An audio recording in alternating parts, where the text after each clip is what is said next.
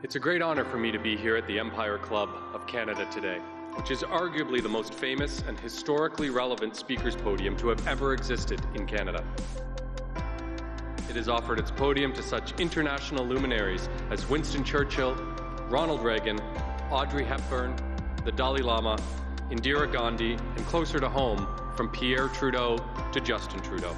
Literally generations of our great nation's leaders, alongside with those of the world's top international diplomats, heads of state, and business and thought leaders.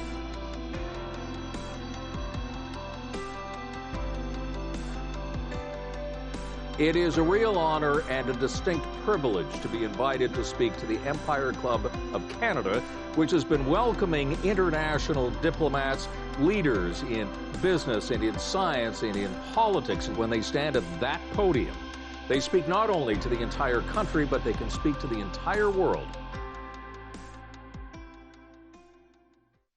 Good afternoon, fellow directors, past presidents, members, and guests. Welcome to the 117th season of the Empire Club of Canada. My name is Kelly Jackson. I am the first vice president of the Empire Club and your host for today's virtual event featuring the Honourable Prabmeet Sarkaria in conversation with the Honourable Lisa Raitt. I want to take a moment to recognize our sponsors who generously support the Empire Club and make these events possible. Our lead event sponsors today are the Ontario Real Estate Association and Spirits Canada. And our supporting sponsors are Hydro One and CAA. Our season sponsors are the Canadian Bankers Association and Waste Connections Canada.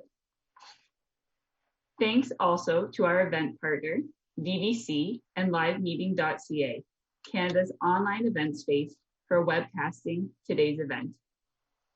Before we begin today, I have a few logistical items to share with you. First, if you are finding at all during the time of the discussion that your internet feed is slow, please see below and click the Switch Streams button. And do not hesitate to press the Request for Help button if you are experiencing any technical difficulties. A member of our team would be more than happy to help you. It is now my pleasure to call this virtual meeting officially to order. To begin, I'd like to acknowledge the land we are broadcasting from and that it is the traditional territory of many nations, including the Mississaugas of the Credit, the Anishinaabe, the Chippewa, the Haudenosaunee, and the Wendat peoples, and is now home to many diverse First Nations, Inuit, and Métis peoples. We also acknowledge that Toronto is covered by Treaty 13 with the Mississaugas of the Credit. For those of you tuning in from regions across the country today, we encourage you to learn more about the traditional territory on which you work and live. In acknowledging traditional territories, I do so from a place of understanding the privilege my ancestors and I have had in this country since they first arrived here in the 1830s. As farmers in southwestern Ontario, I imagine they felt a deep connection to the land and yet likely did not recognize how that connection was built on the displacement of others. Delivering a land acknowledgement for me is an important opportunity to reflect on our human connection and responsibility to care for the land and to recognize that to do so, we must always respect each other. Now, for today's topic, small businesses, as we all know, are the backbone of our economy and communities. This year, those business owners across Ontario have been faced with unprecedented challenges, and the evolving COVID-19 pandemic continues to hit Main Street hard. The Honourable Prabmeet Sarkaria, Associate Minister of Small Business and Red Tape Reduction, is with us today to discuss the current challenges facing small businesses and how the provincial government is responding. One example of that is the Better for People, Smarter for Business Act, which the minister just introduced in the legislature earlier this fall. It is the most recent in the government's series of red tape reduction and regulatory modernization efforts. During this time of real uncertainty, his focus remains on unburdening businesses and getting rid of old-fashioned systems that hold back innovation, business growth, and recovery. Please welcome Bradley Meyer-Harman, Chair of OREA's Ontario Realtor Party Committee, to introduce Minister Sarkaria. Thank you very much, Kelly Jackson, and thank you to your team at the Empire Club of Canada for putting today's event together. My name is Bradley Meyer-Harman, and I'm a realtor at Century 21 Millennium in Brampton. I'm also the chair of the Ontario Realtor Party Committee at the Ontario Real Estate Association. I'm thrilled to be given the opportunity to introduce Minister Sarkaria today on behalf of OREA and our 80,000 members, in particular, my good friends at the Brampton Real Estate Board. I would like to begin by thanking the Minister for his leadership in helping to guide Ontario's small businesses through the current challenges that the province is facing as a result of this pandemic. This Minister understands that small businesses are the backbone of communities like Brampton, where I personally operate my business. He understands that small businesses are the backbone of communities right across Ontario. We saw another example of this recently with the announcement of the Main Street Recovery Plan, which includes the Main Street Relief Grant, a $60 million program designed to help Ontario's Main Street businesses cover the costs of PPE to remain open and stay safe. Minister Sarkaria has also announced that his government would be further helping small businesses overcome the unique challenges created by the pandemic with 50 temporary regulatory changes that will help them adapt to the current business climate. Now more than ever, it is important to cut unnecessary red tape to provide small businesses with every tool at their disposal to succeed during these challenging times. Minister, as a small business person who does most of my business in Brampton, I want you to know that your efforts are making a real difference for small businesses in Brampton and right across Ontario. Ladies and gentlemen, it is my pleasure to formally introduce Ontario's Associate Minister of Small Business and Red Tape Reduction and MPP for Brampton South, the Honourable Prabmeet Sarkaria. Well, thank you very much, Bradley. I really appreciate that very kind introduction and this opportunity to speak before all of you. And I want to also take the opportunity to thank the Empire Club and Kelly for the introduction, and Simmer for all of the great work and help in putting this event together to bring forward this opportunity. I've had the opportunity to speak to so many businesses, all across the province. But I'd really like to take a moment to acknowledge everyone that's joining us today, reaching out virtually when we can't connect in person. It's really important, I think, right now. It means a lot to me, and I hope it does to you as well. Coming together to share experiences and explore ways we can support each other is a powerful response to the isolation of COVID-19. Sadly, it's really affected all of us, wherever we live. As a son, a husband, and a new father, my heart really breaks for the lives this pandemic has taken and the families it has devastated. And as a member of the government, I recognize that I'm in a privileged position, one where I can help protect the people in my community and across the province. It's something that I don't try to take for granted. It's why I talk to people every single day to hear their concerns and learn what I can do to help them through this terrible time, to see what our government can do to really get them through this very difficult period of time. Protecting people's lives will always come first for our government, and supporting the businesses that are the source of our livelihoods is a close second. In my portfolio, as the Associate Minister of Small Business and Red Tape Reduction, my role is to support small and Main Street businesses that we all so desperately depend on. It's a delicate balancing act, one the small business owners on the line can probably relate to. I've had conversations with small business owners all across the province. But more importantly, I am actually the son of 2 Ontario small business owners. I've experienced the worries, the pressures, and the juggling it takes to run a small business. Keeping so many balls in the areas takes foresight and flexibility. When you're responsible for supporting your family and much of your community, you need to plan for each and every scenario. When I was growing up as the son of two small business owners, a family of immigrants, I really truly believe that a province like Ontario is the only one that could really have afforded me the opportunity and my family the opportunity. I believe that this province gives everyone an equal opportunity to succeed. And as we come out of this pandemic, it's really an opportunity for us to strengthen the recovery, strengthen the fundamentals on which small businesses are founded on. And we need to make sure that we can continue that dream for generations to come, because that is the most important thing that we can do for small businesses, for the future generations of our province as we look into the future. Now, in the dozens of roundtables I've hosted before and after this pandemic, I've seen my family story in the experience of the job creators, the entrepreneurs trying to grow their business and struggling to really keep the lights on. It reminds me of every single decision that comes before small business owners. But I recognize that although I have these experiences, none of us could really have expected the impact that COVID-19 has really had. It's taken the lives of loved ones while threatening the social fabric of the communities we so dearly cherish.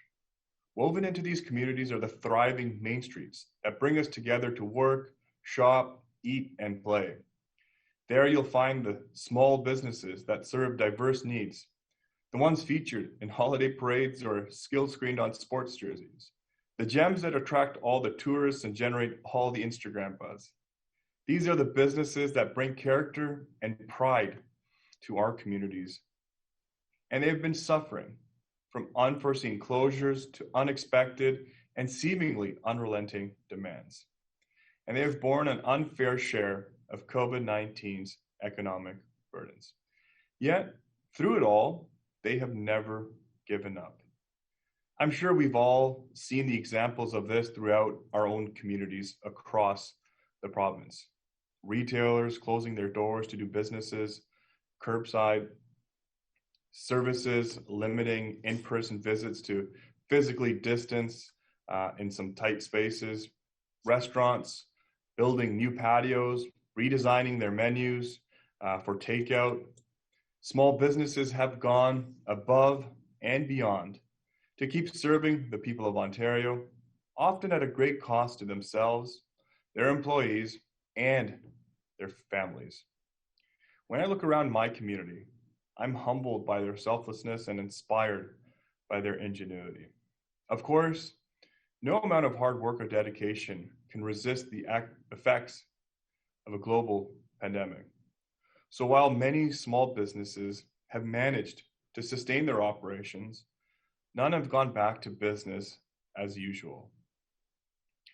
Main streets all over the province are losing traffic, and it's draining the livelihoods of our families and the vitality from our communities. It's something our government takes very seriously.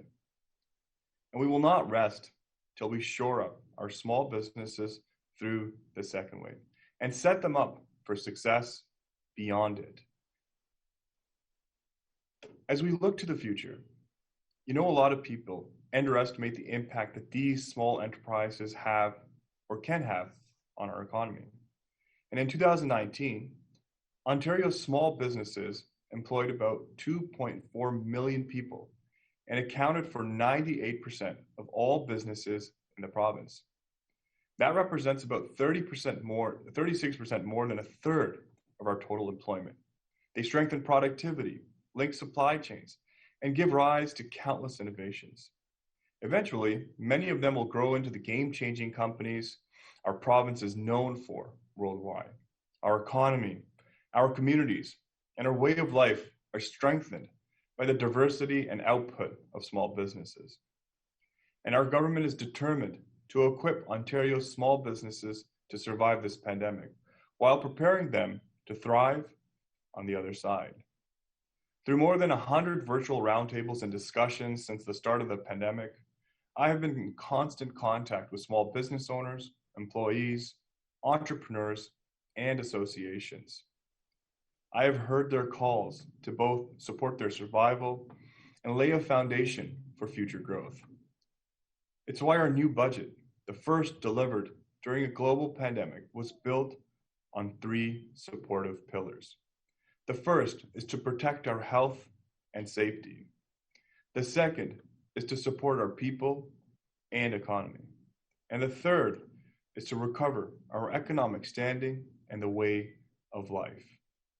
Ontario's Main Street Recovery Plan rests on these strategic pillars. It will help to support small businesses and the people that count on them through this critical period of time. And it will provide them with a modern services and tool so they can recover and rebuild. The plan is a part of the $45 billion in support being made available over 3 years in the 2020 budget.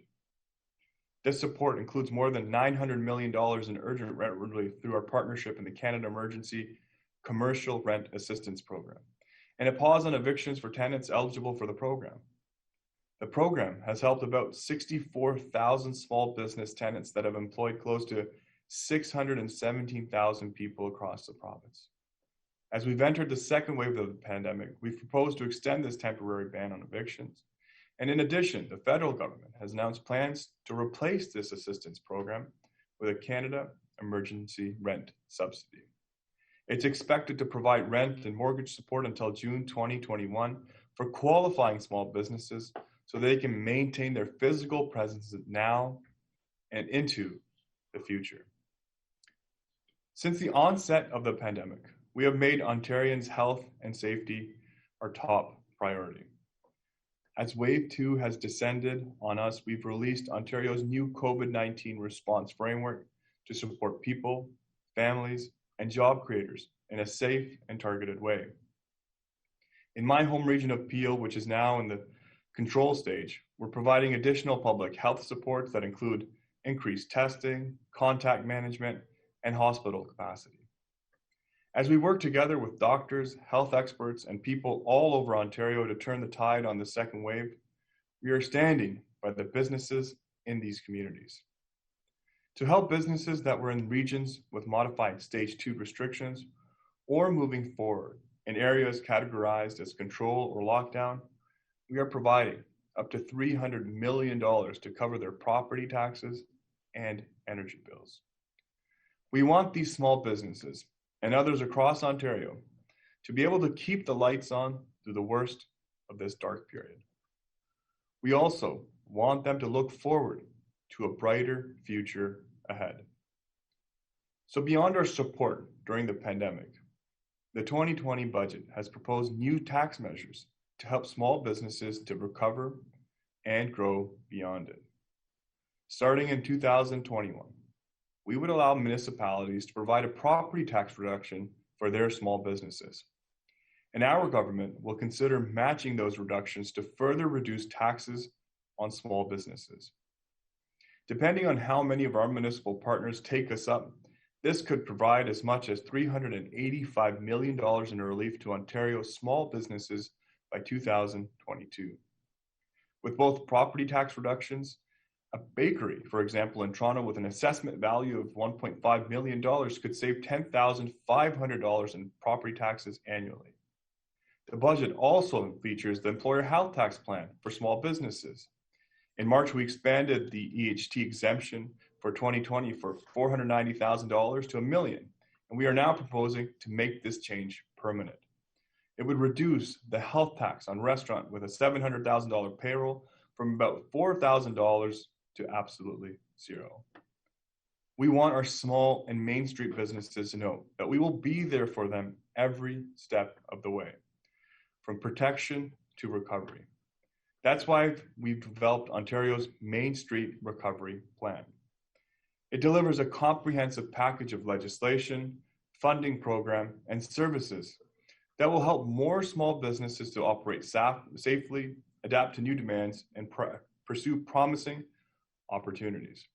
First, we're committed to exploring options to permanently allow licensed restaurants and bars to include alcohol with food as part of a takeout or delivery order. This would enable them to maintain the new revenue streams the government has opened up to them through the pandemic. And it would help them plan for opportunities to grow for the future. Next, there's the Main Street Recovery Act, a cornerstone of the plan. It would modernize regulations to keep pace with business needs while creating flexibility for them to innovate. Through this act, we would permanently allow for 24/7 truck deliveries of goods to retailers, restaurants, and distribution centers. This would build on temporary changes made to help keep shelves stocked through the first wave this spring. It would keep supply chains moving, supporting businesses across sectors. It would reassure small and Main Street businesses that they could maintain their operations during this very difficult time. And it would give consumers greater confidence that their local retailer or restaurant, for instance, would have what they need when they need it. 2 previous pilots have shown that it could also reduce rush hour traffic, lower fuel costs for businesses, and reduce greenhouse gas and other emissions. So it could also improve our environment and increase safety for people as they go about their daily lives. It's about modern regulation. We've taken a team approach to this legislation, working across ministries, breaking down the silos to support people and job creators. Because if there's one thing this pandemic has taught us, it's that we're all in this together. Being part of Team Ontario means protecting the things we collectively value: our health, our safety, and the environment. I can't stress enough how our government's modernization work has been designed to uphold these protections, and in many cases, improve them. We know that regulations and rules are not negative in and of themselves. It's the unnecessary, duplicative, and outdated regulations that are the problem for businesses and their growth. It's these that we are updating through the Main Street Recovery Act. Small and Main Street businesses all over Ontario have dealt with unforeseen cash flow, safety, and physical distancing pressures since the start of the pandemic. Overly complicated, unnecessarily costly, and outdated regulations that don't reflect today's reality represent additional burdens for stressed businesses. Smart, modern regulations that are easier to comply with, however, will empower businesses to invest their time and money in what matters right now, keeping people safe and employed. To ease safety and cash flow concerns for Ontario's smallest businesses, our Main Street Recovery Plan is making $60 million in funding available to help with the cost of personal protective equipment. Many of these businesses occupy small footprints and require frequent in-person contact with customers or coworkers, making PPE a new condition of operation. Our Main Street Relief Grant offers funding to help these businesses with a variety of PPE costs, including masks, gloves, and plexiglass installation. It provides a one-time grant of up to $1,000 for small and Main Street businesses in the retail, food, and accommodation, and other service sectors with 2 to 9 employees. And it would address key problems identified by nearly every Main Street small business I've talked to: their liquidity issues, affordable access to PPE, and low consumer confidence.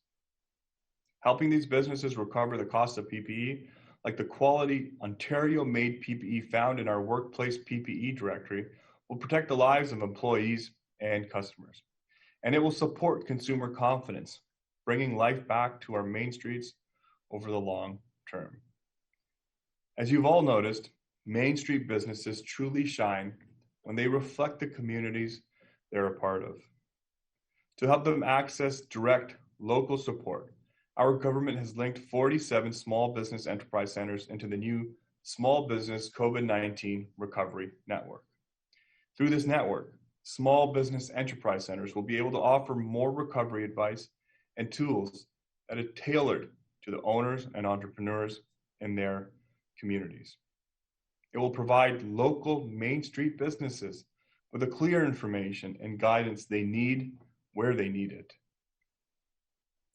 On top of this, we recognize, though it's seemed pretty bleak for small businesses lately, we want to ensure them that there are areas for hope. One is their embrace of digitization and e-commerce. The digital space has provided a new world of opportunities for small businesses to sustain their operations and to grow them.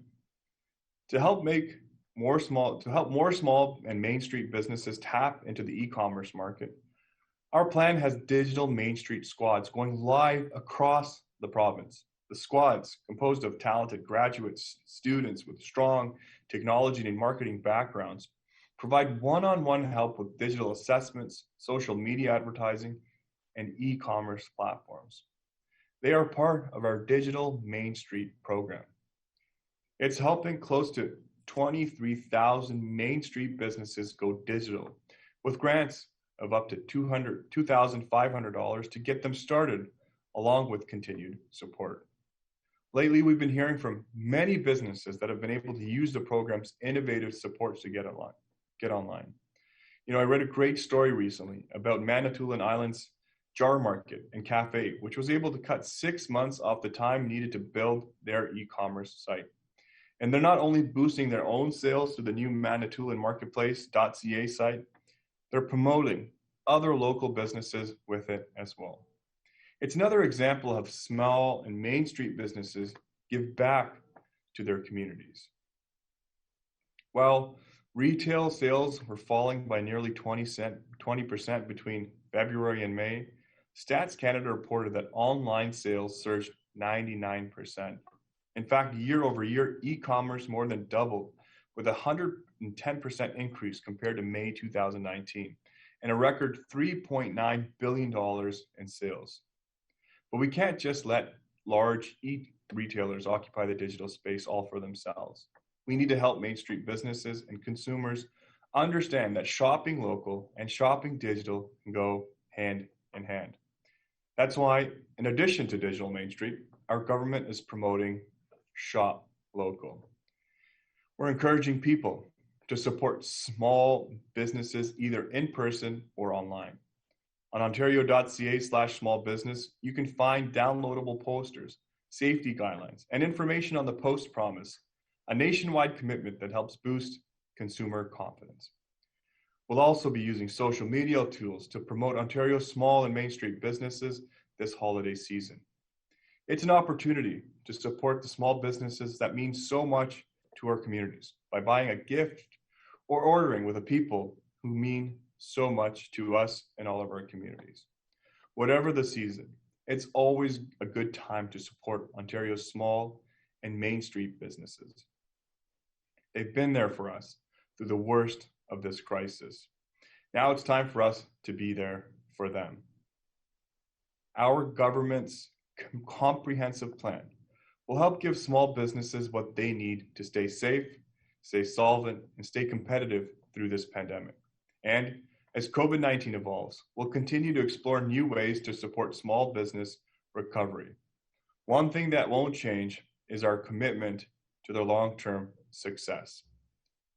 Our vision is to ensure that Ontario's smallest enterprises have what they need to recover, rebuild, and reclaim their right to succeed. I look forward to working with all of you to make this vision a reality, starting with shopping locally and staying safe. Thank you very much, and back over to you. Thank you very much, Minister. I now have the pleasure of introducing the Honourable Lisa Raitt, Vice Chair, Global Investment Banking, CIBC Capital Markets. Lisa joined CIBC Capital Markets in January 2020, where her current focus is on senior client coverage and business development with clients in the energy, infrastructure, and industrial sectors. For many years, Lisa was one of Canada's most recognizable and impactful politicians. Lisa was elected to the House of Commons in 2008, where she went on to hold 3 senior portfolios, serving as Minister of Natural Resources, Minister of Labour, and Minister of Transport. Lisa was also the Deputy Leader of the Official Opposition and the Conservative Party of Canada. Prior to entering politics, Lisa was the president and CEO of the Toronto Port Authority. She holds a Bachelor of Science from St. FX University, a master's degree in chemistry from the University of Guelph, and an LLB from Osgoode Hall Law School, and was called to the Ontario Bar in 1998. And in 2020, she was named Global Fellow of the Canada Institute at the Woodrow Wilson Centre. It is a real honor to have these two powerhouse people together to have a great conversation. But before we get to that, I just have a couple of quick reminders for the audience. This is interactive. We want to hear from you, and we encourage you to take advantage of the question box that you will find located to the right of your screen. Let us know what's on your mind and if you have any questions. And again, if you need any assistance, you can use the request help technical assistance button, and we'd be happy to support you. Okay, Lisa, over to you. Excellent. Thank you, Kelly. Much appreciated. And Minister, it's awfully nice to be sharing a podium with you, kind of, sort of. Here we are on Zoom. I liked your first idea that we'd actually do this in a restaurant, but we're not really in the position where we can enjoy those things. It makes a lot more sense for us to do it safely from our own homes. But you owe me lunch, is what I'm going to say at the end of the day. And I know that I can count on you for it, for sure. 100%. We'll find we'll find some good Indian food in Brampton next time we can, and have a great lunch. I'm going to look forward to it. Okay, so it's June 2019. You're 30 years old. It's not about the Raptors winning, by the way.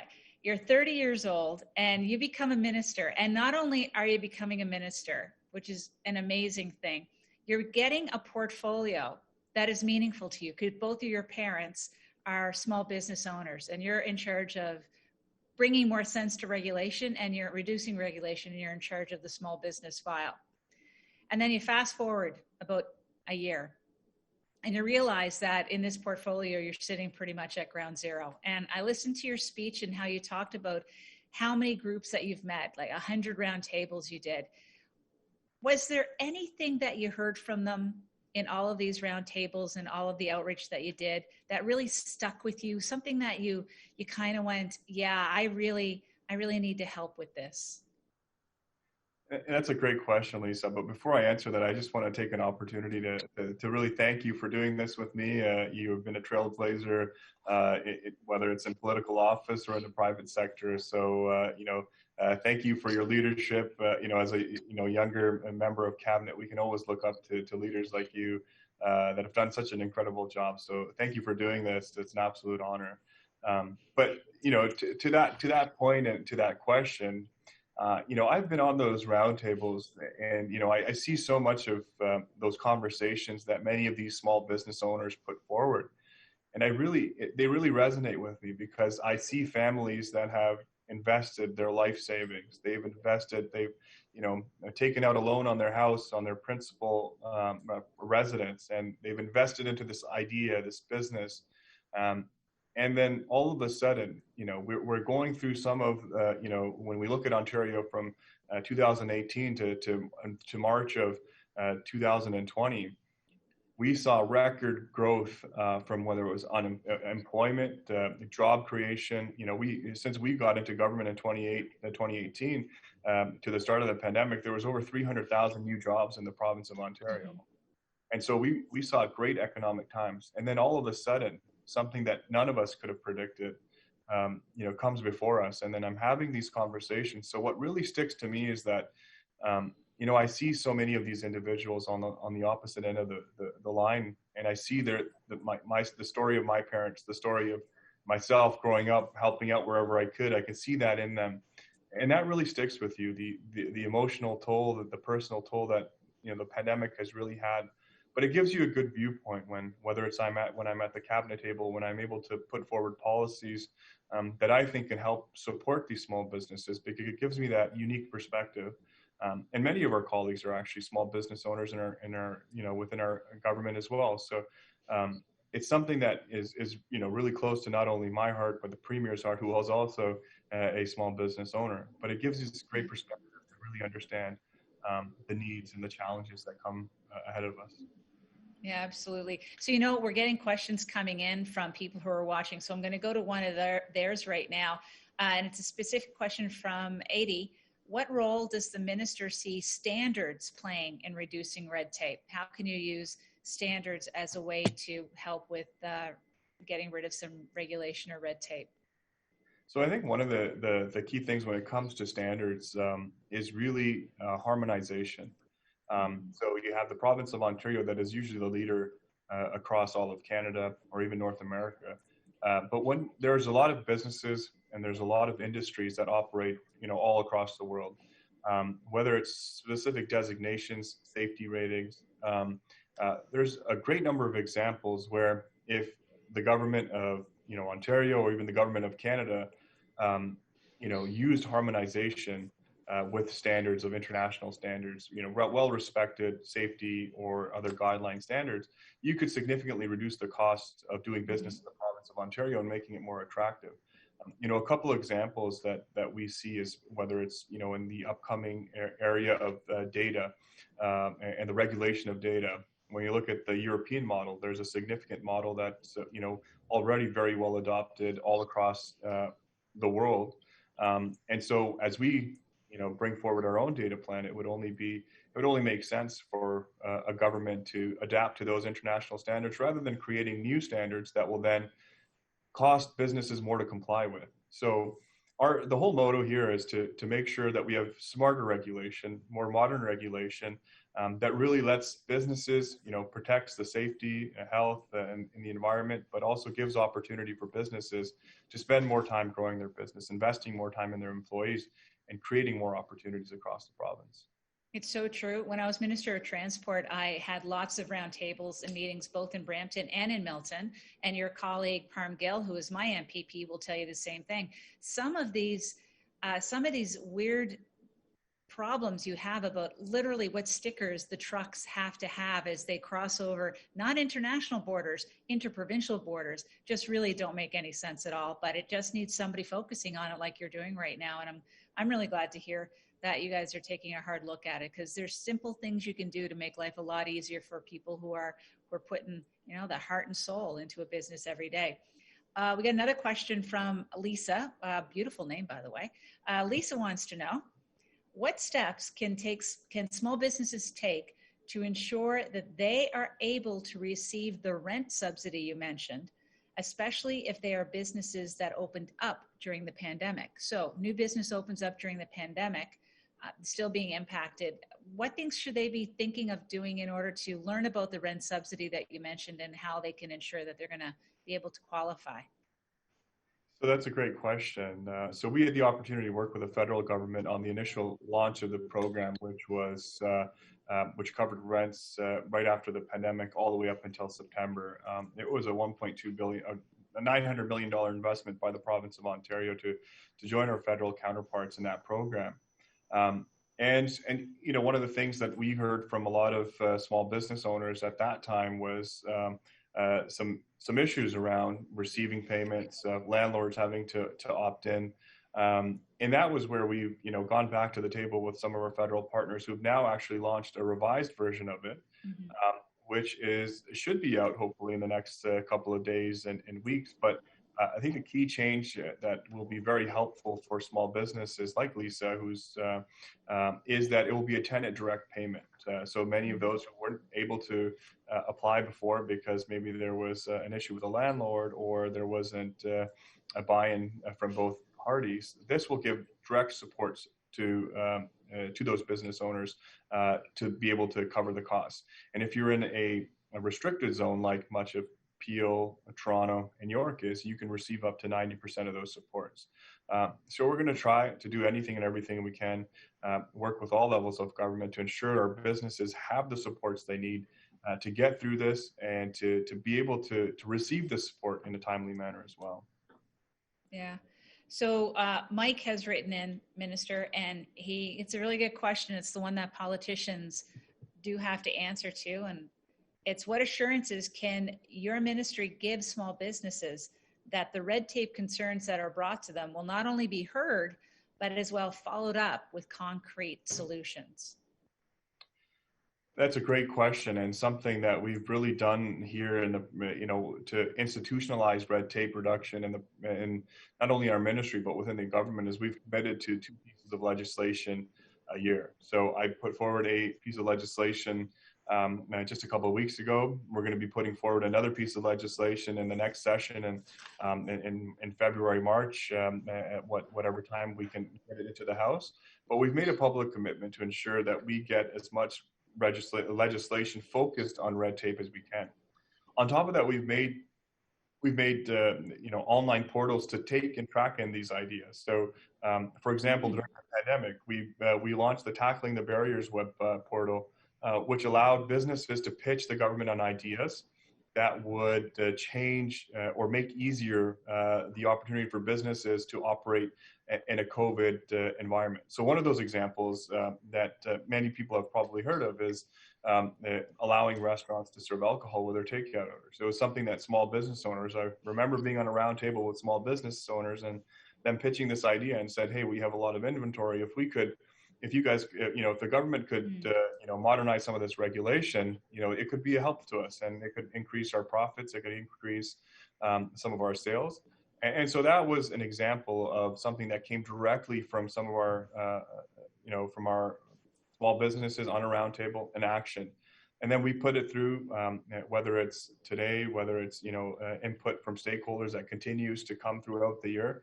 All of that is then fed into our partner ministries. We try to break down the silos and work together to put comprehensive support packages together from legislative vehicles like we have in the past.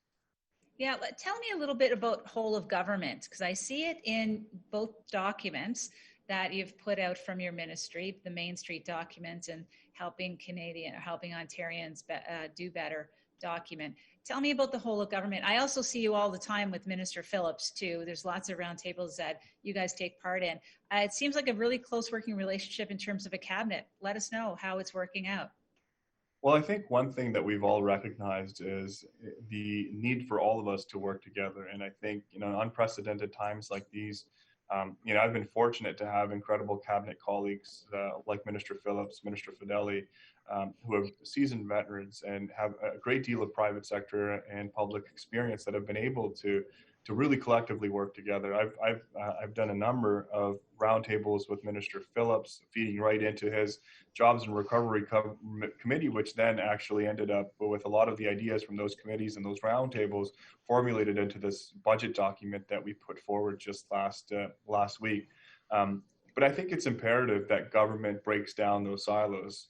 For too long, there's these inefficiencies created within government that, for example, the Ministry of Economic Development won't talk to the Ministry of Health or Government and Consumer Services. So being able to have that communication and that horizontal approach and breaking down those barriers internally only improves outcomes and only improves policy outcomes and policies that are put forward. It's just collaboration, smarter government, modern government, and really just delivers a better end user experience for the people of this province. And we've seen a ton of work through digitization and other ways that breaking down those barriers has really helped with.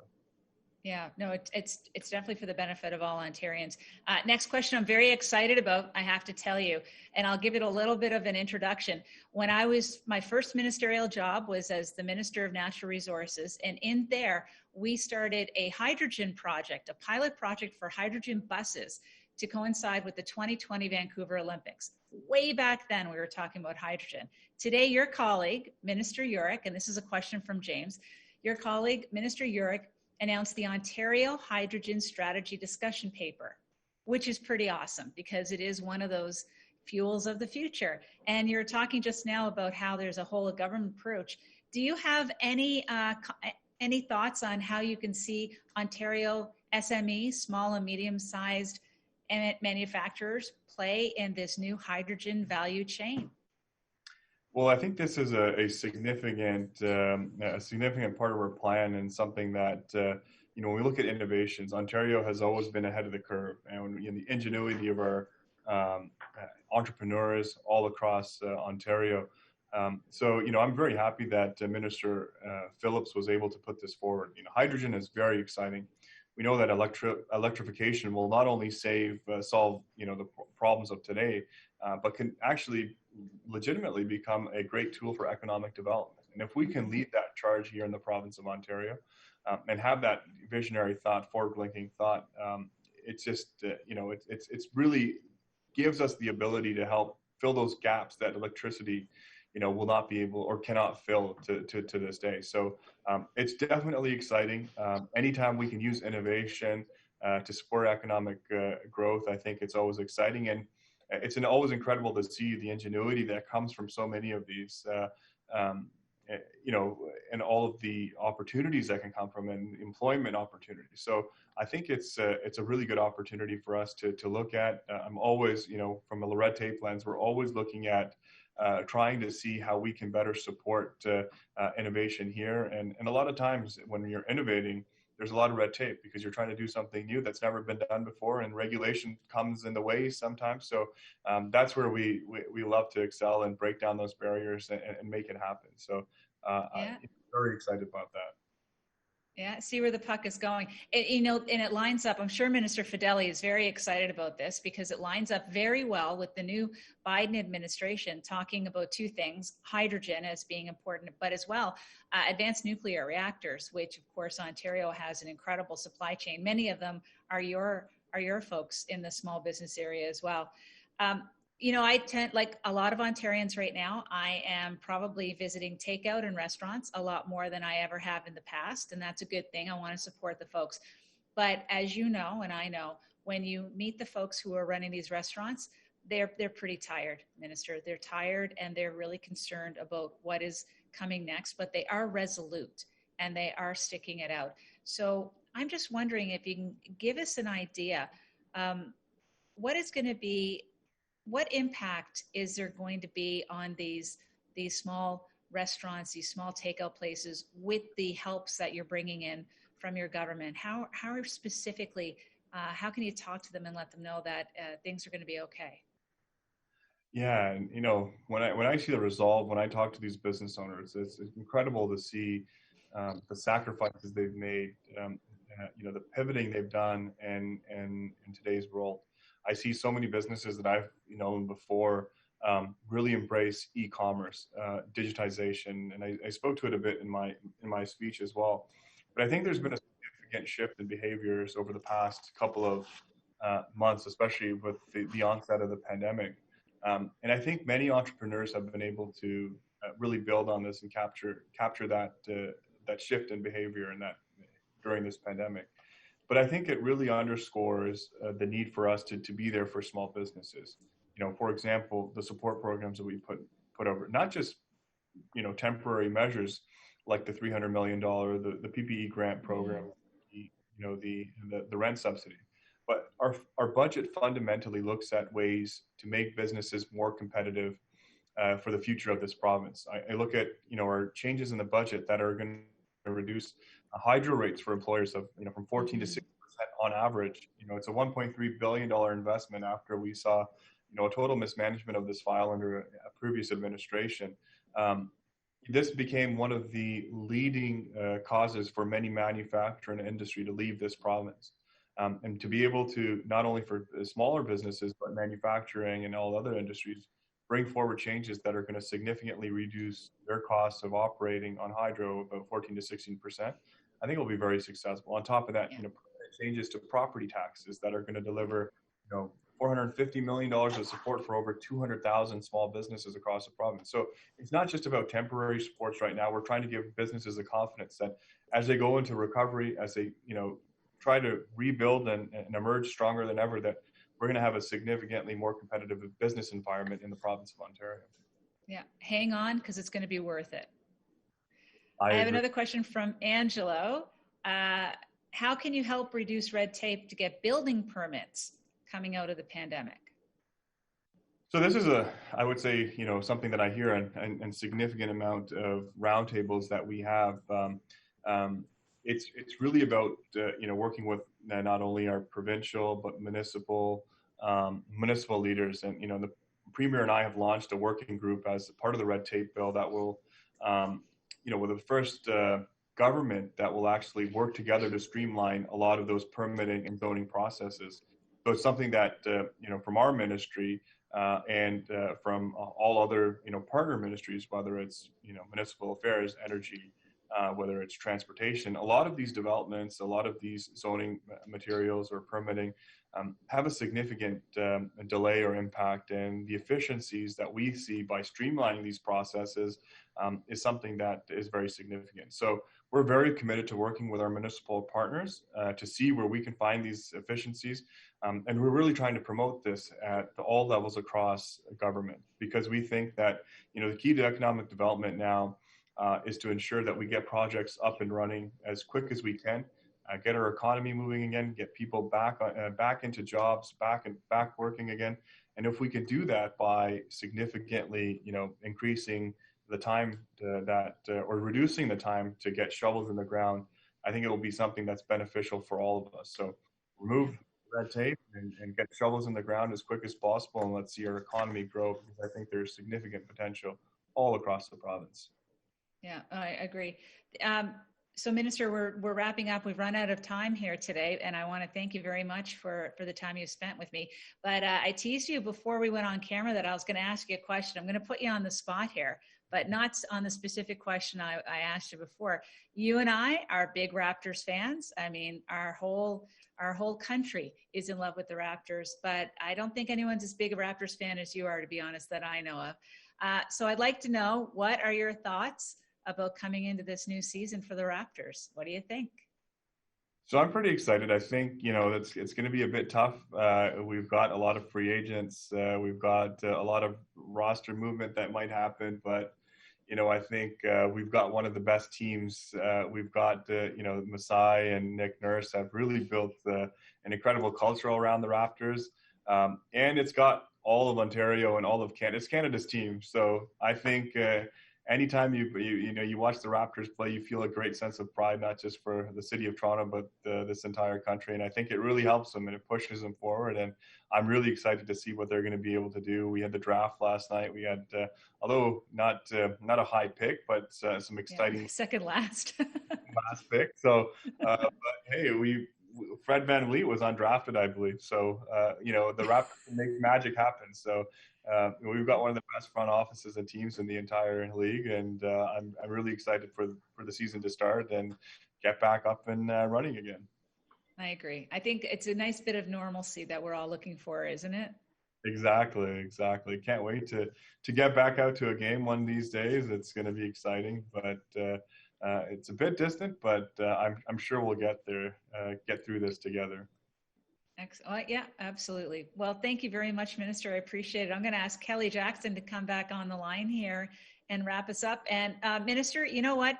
I meet a lot of politicians and I meet a lot of wannabe politicians. We met a long time ago when you were so kind as to guide me around a temple on a celebratory day. And you struck me at that point in time as someone to watch. And I'm absolutely delighted to say that I was very correct. And I wish you all the best in your career. And I'm really looking forward to see great things you're going to do for Ontarians.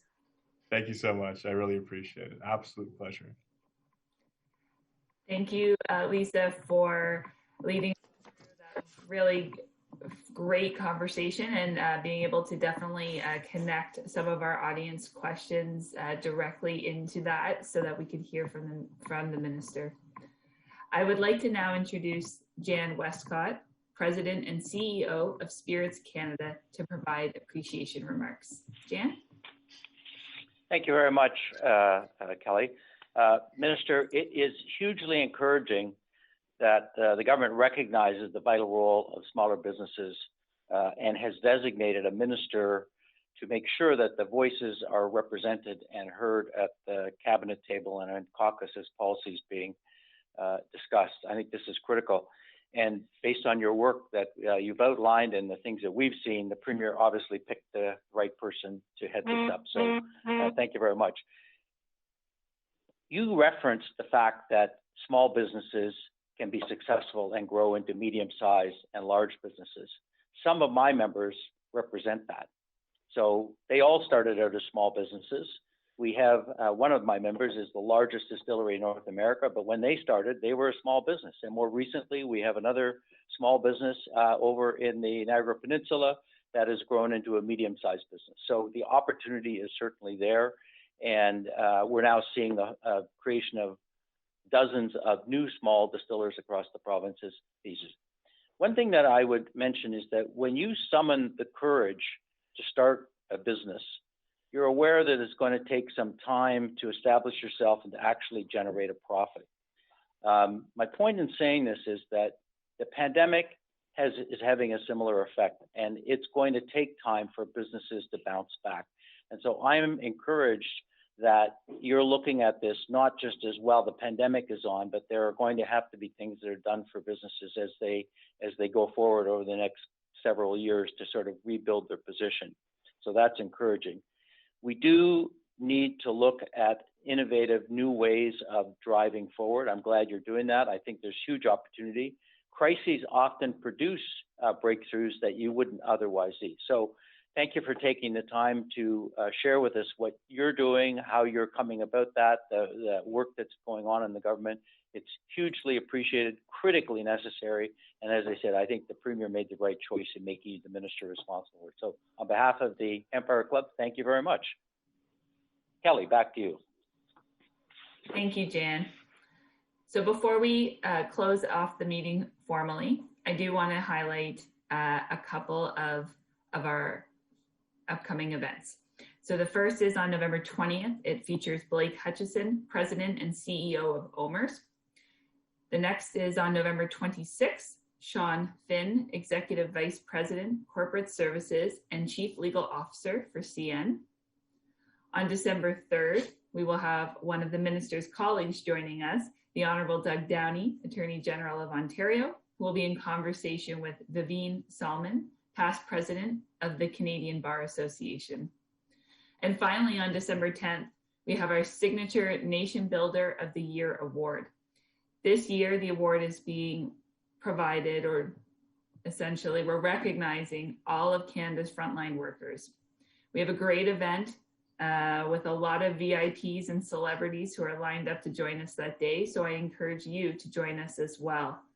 And if you know of somebody who is a frontline worker that you think deserves to have their story told, please go to the EmpireClubOfCanada.com. You can submit a testimonial and that person will have a chance to win $5,000. All of the events that I mentioned are free, and so we really hope that you'll have the opportunity to join us for those. This meeting is now formally adjourned. Thank you for joining us and have a great afternoon.